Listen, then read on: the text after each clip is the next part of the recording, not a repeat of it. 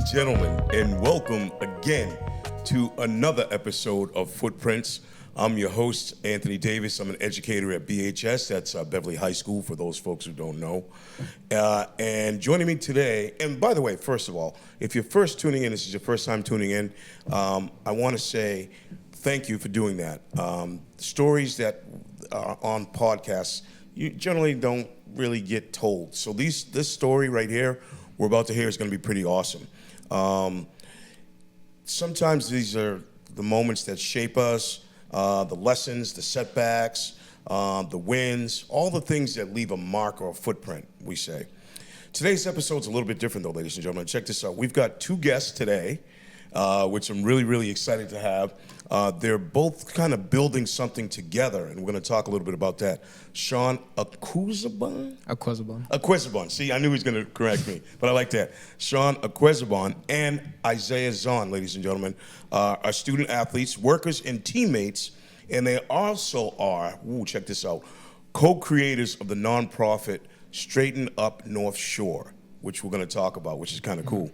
So between football and the gym and school and jobs, like working at Woodman's, right? Yeah. And you know, and also prime roast beef. Yeah. We like that. They're trying to kind of figure out their futures, ladies and gentlemen. And these guys, they're not just really talking about it, they're really making it happen, which we love. They're actually putting in the work. Okay, so we're going to get into brotherhood. We're going to talk a little bit about leadership. We're going to talk about building pride in the community and what it means to really leave something better than you found it. That is the title of this particular episode, in case you're tuning in. And we're going to get right into it. So, ladies and gentlemen, welcome Sean and Isaiah to the show. Thanks for coming out and having the time to come and talk to me today. Thank you for having us. Appreciate it. We're going to get right to it. We're going to get right to it. Tell me something about yourself, Sean, that nobody knows. And it'll be the same question for you, Isaiah. Something that nobody knows. Something that nobody knows. Yeah. Oh, I do have something that nobody knows. Okay. Could it be an event or like something about me? Anything at all.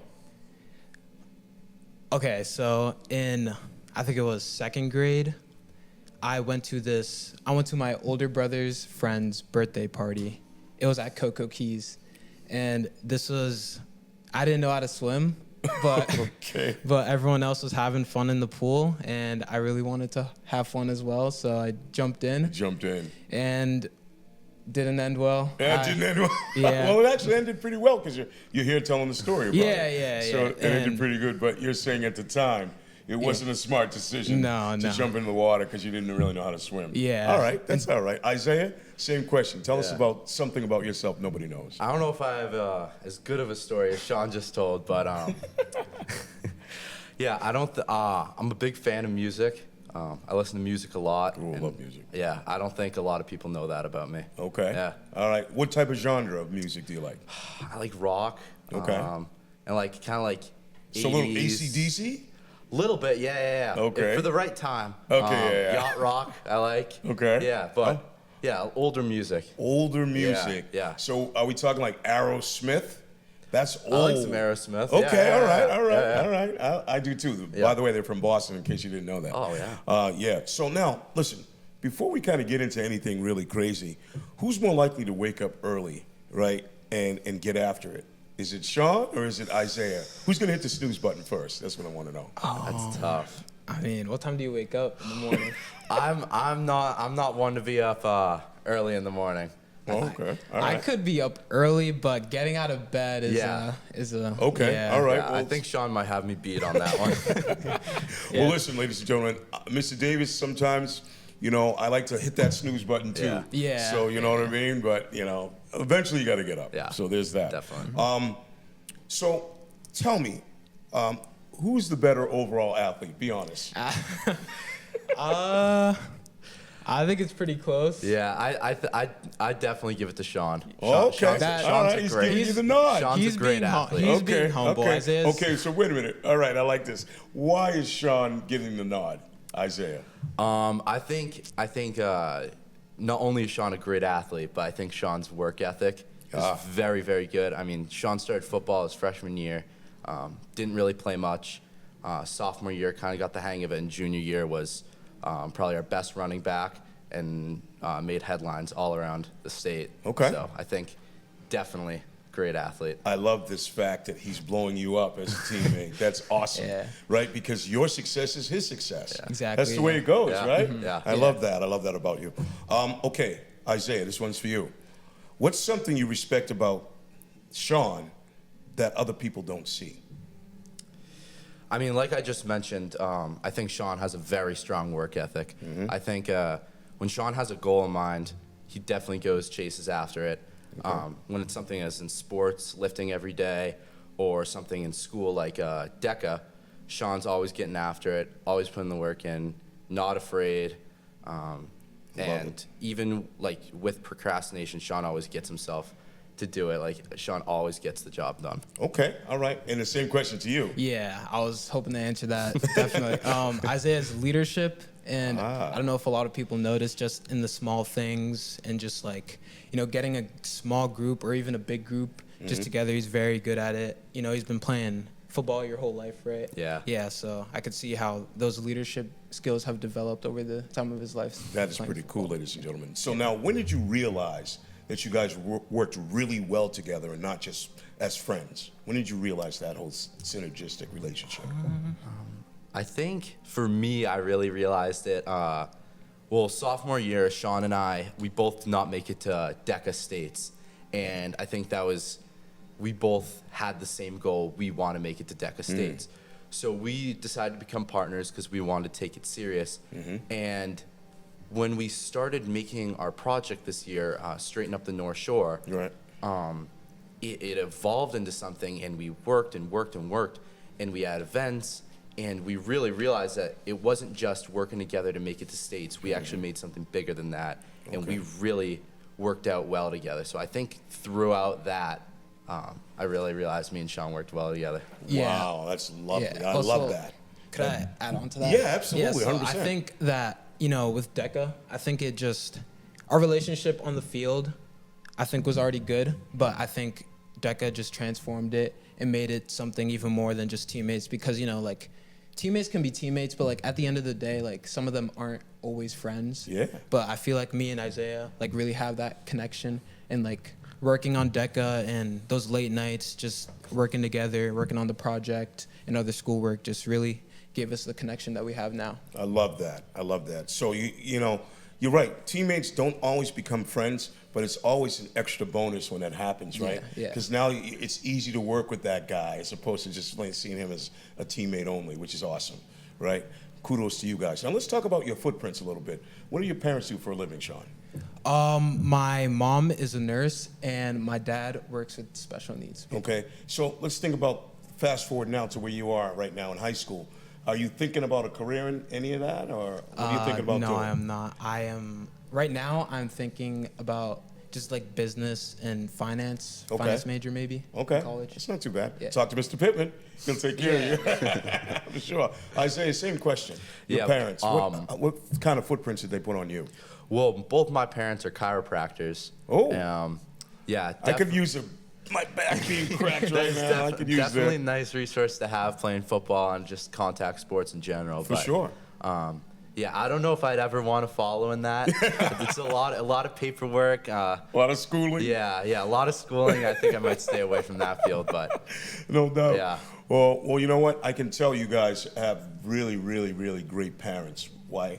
Because you're sitting here talking about them in such glowing fashion, and I love to see that. That's an awesome thing. Now, let's talk about sports and building culture. And by the way, ladies and gentlemen, if you do like our content, please subscribe to BevCam. Don't forget, we're also on Spotify as well as Apple Podcasts and any place else you get your podcasts from. So, you both talk about building pride in the program, right? We'll talk about that. What was missing when you got there, as far as the football culture? What was missing? What do you think? I think when we first got to Beverly, it was 2023, and that was the year that Beverly went 1-10. Yeah. And it was definitely a year that there was a little bit of culture missing, and I think definitely there was a lack of drive by the players, and that got passed down to JV and then almost to freshmen, because when you see these guys that you look up to, not working their hardest, not giving their all, you're going to follow in that footstep. No So question. I think definitely that was how we found it. Just a program with guys who just didn't Weren't bought in, basically, right? weren't bought in. They were prisoners and not volunteers. Yeah, for sure. I like that one. I like that. That's true. Yeah. And so, yeah, go ahead, Sean. So also, I feel like when the year 2023, a lot of the varsity team was, I'd say they were more teammates instead of, a team. Oh, Ooh, definitely. yeah, that's different. Yeah, And you're that right. can go a long way in practices and games and just the mindset overall for the team. So I feel like that could have definitely affected the culture. Okay, on so that what team. did Isaiah and Sean do specifically to change that culture? What'd you guys do? How did you infuse something into those guys? Well, I think what we did, I feel like we included everyone because I feel like a lot of people get left out. Not everyone starts, not everyone like plays, but when you include everyone and make them feel like they're a part of the team, even if they don't play or don't start, that's very important. Oh, yeah, absolutely. I mean, when you set a standard and a culture for a program like that, right, guys follow you. Sometimes guys are quiet leaders, right? They do it on the field. And other guys are vocal leaders, right? Yeah. And you got to have a little bit of mix of both, right? And I feel like, I'm a coach. I've been coaching basketball for 25 years. I feel like the best teams are the teams led by the players. It's great to have a coach there to guide you, but once you set the standard and the guys buy in and they realize, I'm holding this guy accountable because I'm going to do it, and if he doesn't do it, then I can't make him do it, right? But then you can make him do it. Why? Because you're being held accountable by the person next to you, right? So that's what it is. It's about that. It's about being able to change the culture and all that, you know what I mean? I think that's really important. So what does leadership look like to both you guys in terms of, right now in the football program? What does it look like? I think overall, just leading by example is definitely the biggest thing I see myself.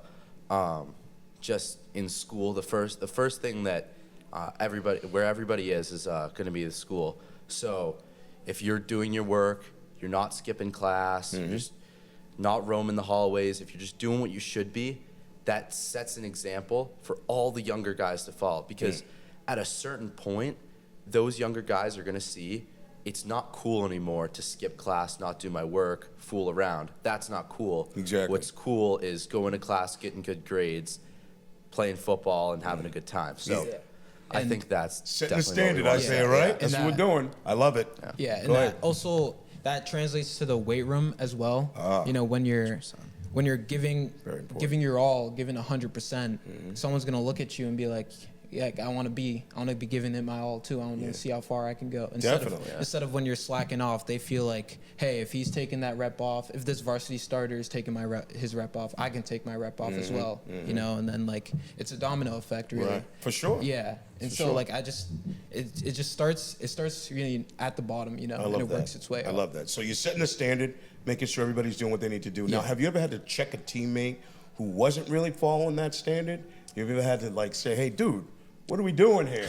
You know what I mean? Have you ever had that happen? I can't think of a specific time off the top of my head, but I think there has been Times where you had to yeah. Yeah. Well, listen, I understand because I played sports as well in high school, college, semi-pro, pro, all that. So I understand there are standards being set and you have to follow them. Otherwise, what do you got? You got nothing, right? You don't have anything at all. Yeah. Now, let's talk about straightening up North Shore because I'm really interested in this. I saw this and I was like, these guys are really on it. I like it. So what sparked the idea, first of all? What was the thing that sparked it? And then who pushed it from idea into action? So I think originally the idea sparked from we were thinking what would be an original project and what actually matters. So at first, me and Sean were thinking about doing something fun like Richardson's Ice Cream and helping them have a new business plan or something like that. And then we were thinking, what's a problem that's really affecting people? And both my parents are chiropractors, and Sean's mom's in the medical field. So I think both of us kind of connected to that, knowing how back pain and spinal pain affects people. We were like, there's nothing more relevant than this. So many people are going through that, and we definitely can and will make a change. Right. So that all started with just a little idea, and I think we decided, all right, let's put all our ideas onto paper. We made a little presentation. Nice. We had a few ideas.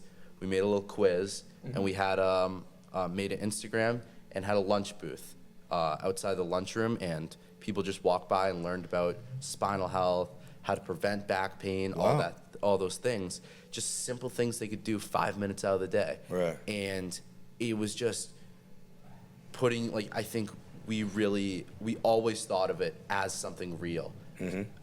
Even when it was just an idea, just a little fun thing to do, Right. we always thought of it, we will do this, we will execute. Right. So it was always real to us. All of our ideas were always real, and we just gave everything we had to it. So it's beautiful. So you planted the seed, you put it in there, said, you know what, we've got an idea. Let's water it a little bit and see what happens, Definitely, right? definitely. And then it came to that. Yeah. It came to Yeah. Straighten Up North Shore, which is really awesome. Now, was there a moment where you thought, this is bigger than us?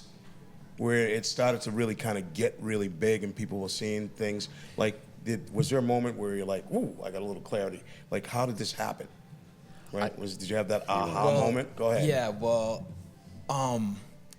so there's this moment where we were at Panera and we were working on our project, and this lady, she has like this lady named Lily.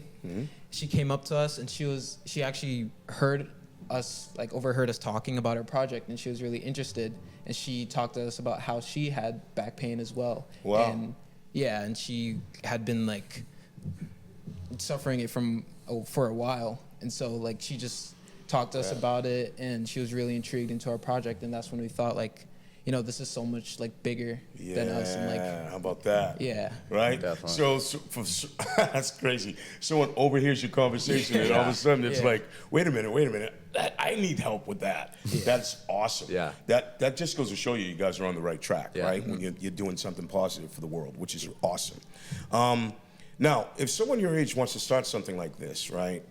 What kind of truth do they need? What kind of truth would you tell them? Like, how would you get them, like, say, hey, look, you got to start at the beginning, obviously, but what would you tell them that they needed to do specifically if they want to start something like this? I think that this is something that everybody gets told all the time, but never give up. And I think that applied so well through Sean and I's DECA project. There was a lot of times where we felt like we were behind, or we didn't know what to do, or we just needed help, or we were just doing the whole, like a forest from the right thing. Yeah. And we just didn't even know what to do. Yeah. And there was a lot of late nights where I was on school nights where I was at Sean's house till 11:30, midnight, working on this project. Wow. And there were so many times where we were just like, we don't have to do this. This is all by choice. We could stop this right now. Yeah. And I mean, like sitting here now, I'm so happy that we didn't. Yeah. Taking that to DECA States, and next year hoping to make it to DECA Nationals. Yeah. And just making something that was real and just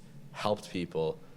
I think just never giving up on that definitely is the biggest piece of advice that You would give someone? Yeah. I love that. Yeah. So now, when you're thinking about giving that advice, you know yourself that you're in it. You can see it. You have a vision for what you really want to do. And the two of you guys together have, like you just said, late nights. Now, who knew? That's behind the scenes stuff, right? Yeah. And like, and you think like, is this really worth it, right? You think to yourself, but in the end, that woman coming up to you guys when you overheard Yeah. it, that's what it's about. Yeah. It's about that stuff, Definitely. right? And being able to make that happen. So that's a beautiful thing. Love it. Straighten Up North Shore. Let's talk a little bit about work and responsibility, because you guys have both. Your football players, your students, right? Now you've got the Straighten Up North Shore going on. You guys are busy, right? So how has like working jobs while in school sort of like changed your mindset? So I don't actually work that much during school, so I think Isaiah would be better answering this question. Okay. You work after school? Yes? At the school? After school. After school? After school. No, you don't. No, I haven't been working at all. Oh, recently. okay. Well, that's all right. I work. Well, so my where I work at, Woodman's of Essex. Yeah. Their down period is like winter. Have you ever been? I've never. Woodman's in Essex. Yeah, where they have the. They're kind of on the water, and there's a gas station kind of right there, and then you think drive. so. Then there's a Dunkin' Donuts right Yeah, next to yeah, Woodman's. yeah. Yeah, I've been there. Yeah, so I think I know where it is. their down period is like the winter, so not too many people working, and like Okay. they don't need that much staff. But in the summer, there's lines going all the way down the street. So tell me about what you do there at Woodman's when there's lines down the street. I am a fry cook. Okay. So in the summer, it can get very busy. It can get very hectic. Okay. And orders coming in, so many, like, it's just nonstop. It can get. That must be tough, man. Yeah. I don't know. I could not imagine being able to do that. You know But- what I mean? Like, Yeah, but it's crazy. I feel How like- long have you been doing that, by the way? since last March. Okay. Yeah. So a little over a year. You've been doing that, and so you enjoy that type of work? Yeah. Okay. Yeah, the people there are very nice. All right. And All right. when I started working there in the springtime, it was just beginning. It was going from that down period to like that, like starting to be like summer again. Okay. So it was nice to be able to start work at that time, so I know like what to do before it got Yeah, like how about crazy. that? Yeah. Yeah, and I felt like, by the time it got summer, and like I wasn't like far behind. Like I knew what to do. You know what to do. Yeah. So that's a nice thing, right? Now, I'm thinking about all the things you guys have on your plate, right? I'm thinking about schoolwork. I'm thinking about work when it gets busy. Yeah. I'm thinking about football workouts. Yeah. I'm thinking about straighten up North Shore. Like you guys have so much going on, which is awesome. And I love the fact that you guys are doing this together, right? And you have a vision for it, which is really awesome. So Isaiah, what about you? Same question. How is like working a job while in school kind of really giving you a different type of a mindset? Yeah, I think my first job I ever got, I was in 8th grade, and I started working at the Hawthorne Hotel in Salem. Oh, Yeah. okay. And very quickly, I was handed a lot of responsibility, just bringing out people's food, bringing up room services, all this stuff, and dealing with adults. And I think that really taught me overall just like proper work ethic, how to deal with people, even though you may know you're right, how to talk to them, how to make them feel good. That's important. And definitely like having all that responsibility on you and representing a company or something like that, it really, really got me ready for high school when you're representing your school, your football team, or your club or whatever. Yeah. I mean, there's eyes on you everywhere you go. Absolutely. So I think definitely taught me how to become more responsible, grow up a little bit. Yeah, for sure. Yeah. So that's one of the things I was going to ask. That was my next question. What is something that work taught you that school hasn't taught you? And you just said growing up a little bit, which is really important, right? Yeah. Responsibility and all of that stuff, right? So I want to ask you the same question, right? What has work taught you that school hasn't? What is something that working and just kind of figuring things out taught you more so than anything than a textbook could? I'd say that like money can go very easily. Yeah. Like I know that deal. Believe me, I had 7 Yeah. kids. I just feel like it's very important to be managing your money at such, a young age, and like be thinking about the future, and not to be like you shouldn't be like stressing out over it, but don't just be like spending your entire paycheck on like something. Like you got to be learn how to be financially. Of course, got to be smart. financially literate. Listen, Yeah. my parents, I used to say to my mom, I want this, I want this, I want this. She goes, yes, but do you need it? That's one of the biggest things, wants and needs, right? When you're a kid, you don't see that. But that's why they put the candy next to the checkout, right? So, right? Because kids are going to be like, oh, Mom, I want that, right? But do you need it? That's the difference, right? So nice job by you guys, by the way, to come up with Straighten Up North Shore. I love it. And I love you guys working really hard. Now, let's think about your future and the identity that you guys are trying to kind of put out there. You're both interested in business and finance, right? Yes? Yeah. Yeah, we like that. So what drew you guys basically to that sort of thing? Was it developing the Straighten Up North Shore that kind of drew you to business and finance? What was it? What do you think, Isaiah? I think definitely DECA and making Straighten Up the North Shore brought me into business and wanting to learn more about that. But overall, also just I've always loved talking to people. I've always loved getting to know people, just seeing different perspectives. And when me and Sean went to DECA State, we're always out doing something, meeting new people, talking to this person, having lunch with this person, and presenting this person. And I think and that was kind of like a little glimpse or preview into like a business world where you're constantly meeting different people and making connections. And I think that's something I'd love to be in because I just love talking to people. I love getting to know people. I love making something myself and watching that grow and be bigger than I ever could have imagined it be. Love it. Yeah. I love it. So, same question to you, Sean. What do you think? I think Isaiah said it perfectly, but yeah, I think he did. Yeah, but I think he did. DECA has really helped me, talk to new people and just work on just presenting to people and in the finance aspect, just also learning how to manage money with work, and I want to definitely pursue something like that when I'm older. Oh, for sure. Yeah. Oh, so now, do you guys feel like you're growing up a little bit too fast? I know you guys are only juniors, right? You got one more year of high school. Do you feel like this is kind of going really quickly for you, or do you think you need to slow down a little bit? What do you think? I think it's normal pace. I think it's fine. Okay. All right. Well, listen, I can tell you that you guys coming here today, sitting here talking about everything you're doing is wonderful, right? You're inspiring these other kids to really kind of step up and do some things because our world really needs that at this particular juncture with all the stuff that's going on, all right? So now, let me ask you a serious question. Who would you be, Isaiah, without football? I think that was a question I've asked myself a lot before. I mean, I think going back to my sophomore year of football, I got hurt, and for the first time ever, I didn't really know what to do because for my whole life, I've always been this football guy who's always kind of done everything for football. So for the first time, I didn't really have that. Oh, since then, I think I've really tried to figure that out. Who am I without football? Who am I without sports?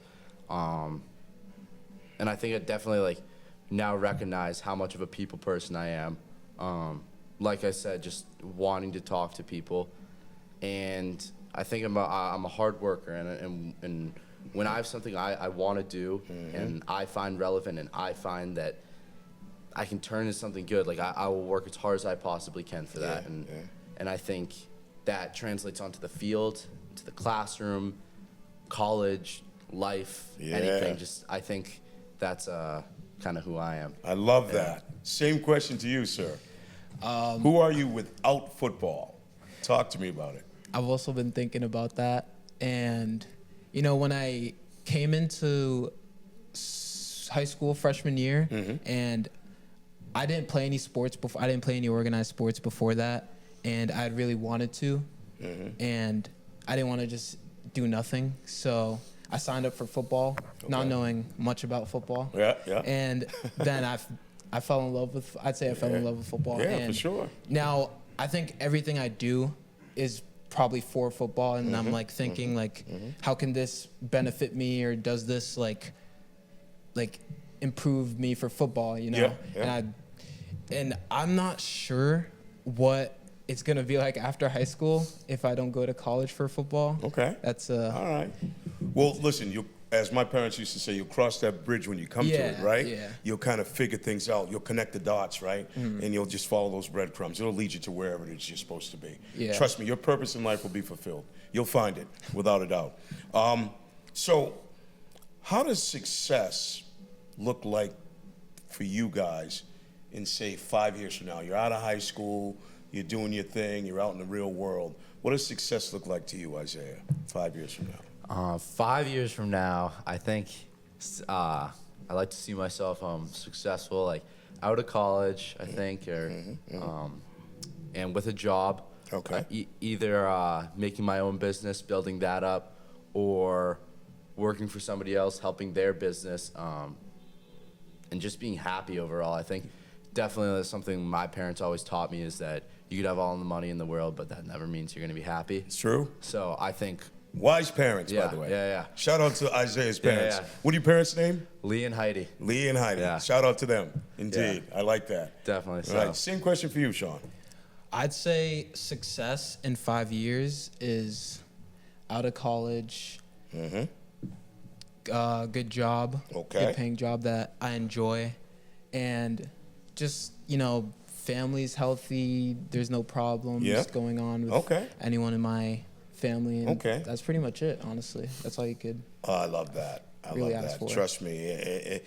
Listen, in life, when you find a passion, something you love to do, and you start to pour into that, and it becomes your reality, and then things start happening for you, all of those good things start to come to your life, right? And I'm like this. You throw good stuff out in the universe, right? And usually it comes back to you, right? And you don't do it because, you're looking to get something back. You do it because it's the right thing to do, right? You guys have such core values, and your parents really instilled those in you, and that's really awesome to see. And I'm glad you guys are sitting here having a conversation with me today. Couple more things. Family and pressure. So, how have your older brothers shaped the way you approach life?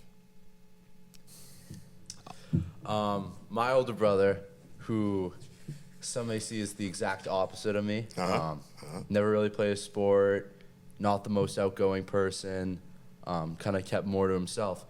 But I think my brother's always taught me, he was always looked ahead, planned for the future, and I think kind of growing up, I always put things aside, said, I'll worry about it later. Right. And he kind of taught me, you should think about it now so you don't have to worry about it later. And I mean, that's helped me so much in high school, just with schoolwork and all that stuff, and it'll carry on after, but definitely just to get things done. Yeah, no doubt.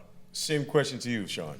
I think what my older brother has taught me is that it's okay to stand out and do what you have to do, and you don't have to follow the crowd or go where everyone else goes. And that if you know what to do and know what your path is, then follow that path. Oh, no doubt. That reminds me of the Robert Frost poem, right? Two roads diverged in the woods, and I took the road less traveled, and it's made all the difference in my life, right? Think about that. And that's really what it is. You're forging your own path in life, and as you're doing that, you're leaving a ripple of footprints that people will see those. It's a beautiful thing. I love it. You know what I mean?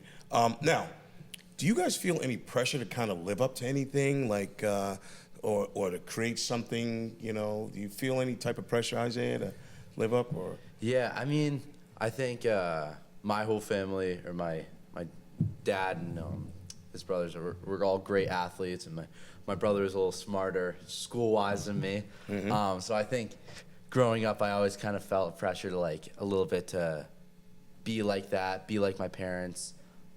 Even though they never really put pressure on me, which I'm so thankful for, that I never had parents that were really making me do stuff like that. But that really taught me to want things for myself, go get it for myself.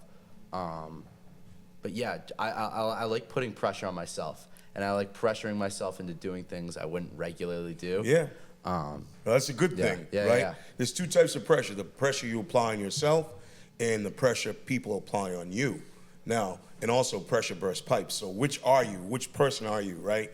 And I think you have to be able to thrive under that, right? That whole adversity type of a thing. It's a beautiful thing when you're able to come through it, because it makes you who you are, right? It shapes the person you become, which is an awesome thing. Same question to you, Sean. Yeah, I wouldn't say it's more so pressure, but motivation. And my parents, especially my dad, he's always motivating me to do better and to be the best in everything that I do. And if I get an A-, he'll say, why not an A? And if I get an A, he'll say, why not an A+?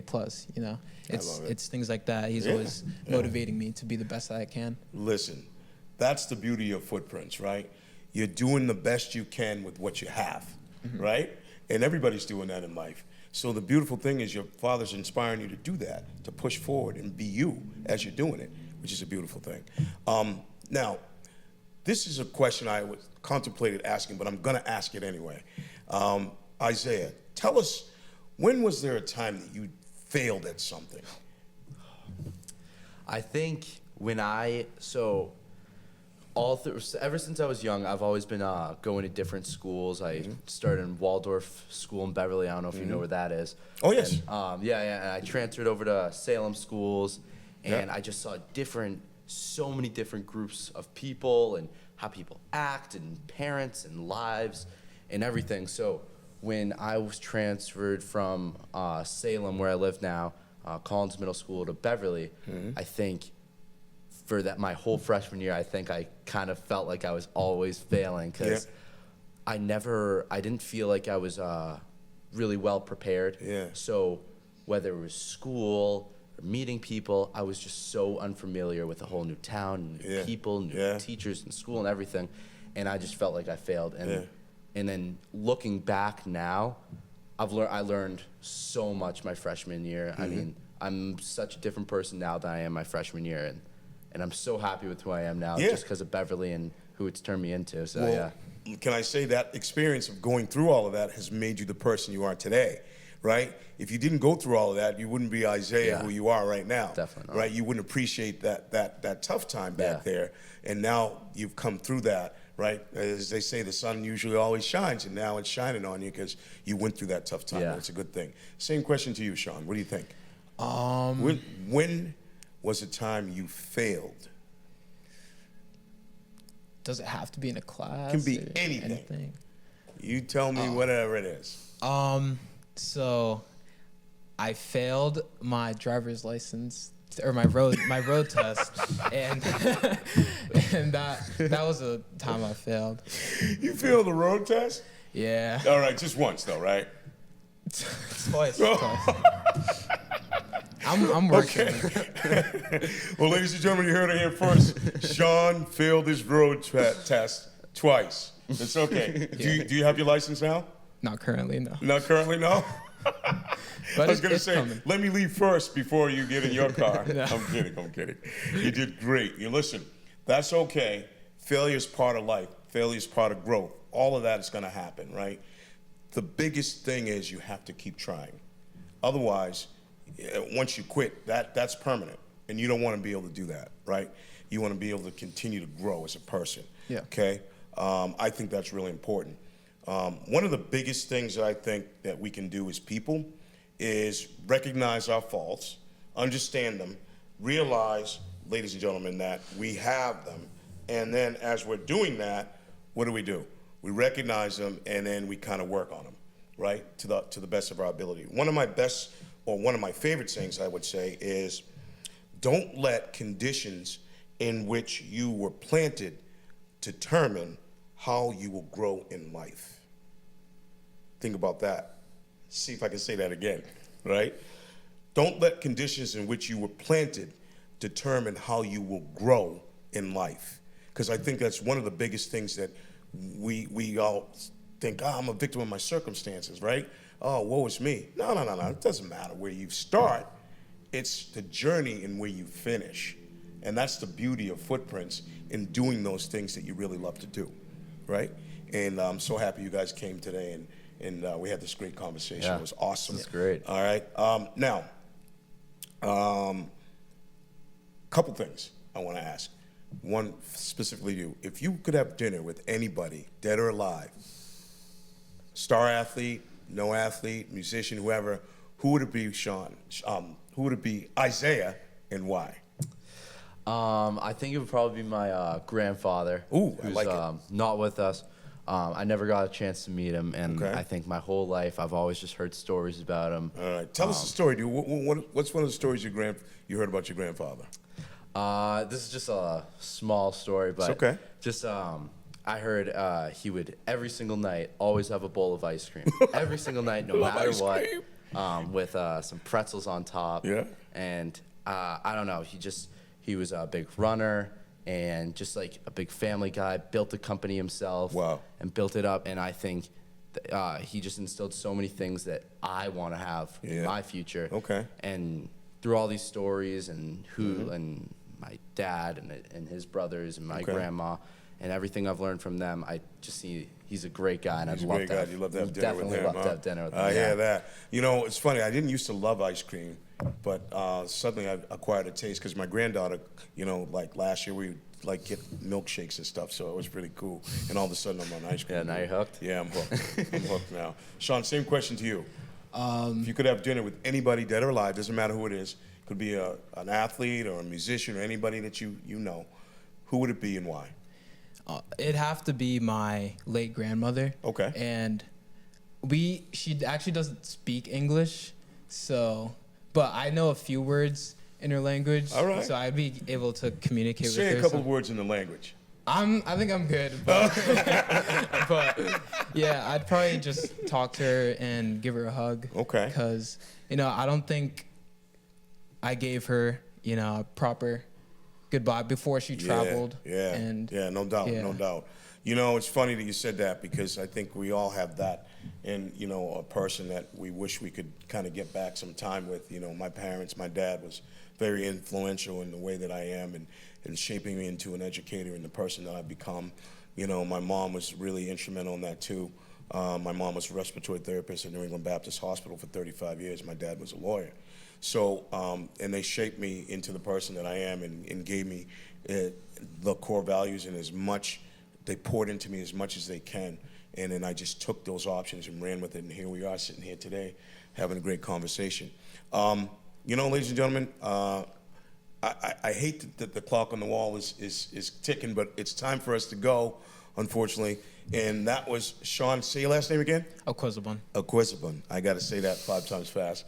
So Sean Okhuozagbon and Isaiah Zohn, thank you for joining me today on Footprints. Listen, these two guys, ladies and gentlemen, were figuring things out in real time, but they're doing it with intention. What stands out to me is their mindset, and they're sort of not really waiting around for things to happen or opportunities. They're making opportunities, right? And they're setting the tone, and they're trying to build something that's concrete, which we love. And they're leaving a real impact wherever it is they're going. And we really love that, and honestly, that's the greatest thing. The idea of leaving it better than you found it is always something that I would adhere to no matter what, okay? That's bigger than sports, it's bigger than school, it's bigger than life, right? And if you get something from this episode, ladies and gentlemen, please share this with someone who really needs it and needs to hear it. And that's how, things grow, right? And that's how these stories reach those people who really need to hear these stories, okay? And as always, ladies and gentlemen, this is Footprints. I'm Anthony Davis, your host, and every story has an ending, but also a beginning. And don't forget, as always, I leave you with this question. Who left a footprint on you? I'll see you next time. Bye-bye.